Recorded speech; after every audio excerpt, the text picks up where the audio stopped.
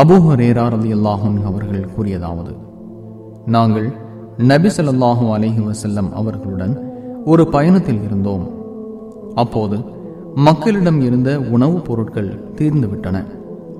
அதனால் மக்களின் உணவுக்காக பயண ஒட்டகங்களில் சிலவற்றை அறுக்கலாம் என்று கூட நபி ஸல்லல்லாஹு அலைஹி வஸல்லம் அவர்கள் எண்ணினார்கள். அப்போது உமர் ரலியல்லாஹு அன்ஹு அவர்கள், அல்லாஹ்வின் தூதரே, மக்களிடம் எஞ்சியுள்ள உணவுப் பொருட்களை ஒன்று திரட்டி அதில் பெருக்கம் ஏற்பட தாங்கள் பிரார்த்தித்தால் நன்றாயிருக்குமே என்று கூறினார்கள். அவ்வாறே நபி ஸல்லல்லாஹு அலைஹி வஸல்லம் அவர்கள் செய்தார்கள். அப்போது தம்மிடம் கோதுமை வைத்திருந்தவர் கோதுமையை கொண்டு வந்தார். பேரிச்சம் பழங்கள் வைத்திருந்தவர் பேரிச்சம் பழங்களை கொண்டு வந்தார்.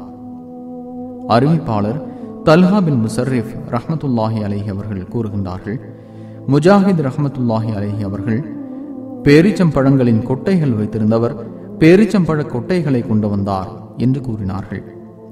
நான் பேரிச்சம்பழத்தின் கொட்டைகளை வைத்து மக்கள் என்ன செய்து கொண்டிருந்தார்கள் என்று கேட்டேன். அதற்கு அவர்கள் அவற்றை வாயிலிட்டு சுவைத்துவிட்டு அதற்கு மேல் தண்ணீரை அருந்திக் கொள்வார்கள் என்று கூறினார்கள். மக்களிடமிருந்த உணவுப் பொருட்கள் ஒன்று திரட்டப்பட்டன. அதில் பெருக்கம் ஏற்பட நபி ஸல்லல்லாஹு அலைஹி வஸல்லம் அவர்கள் பிரார்த்தித்தார்கள். அவ்வாறே பெருக்கம் ஏற்பட்டது. எந்த அளவுக்கென்றால் மக்கள் அனைவரும் தங்கள் பயணத்திற்கு வேண்டிய உணவை நிரப்பிக் கொண்டனர்.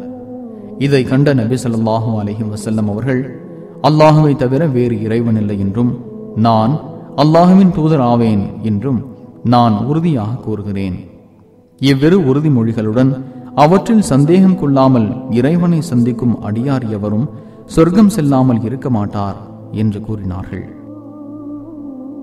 சஹீஹ் முஸ்லிம் ஹதீஸ் 44.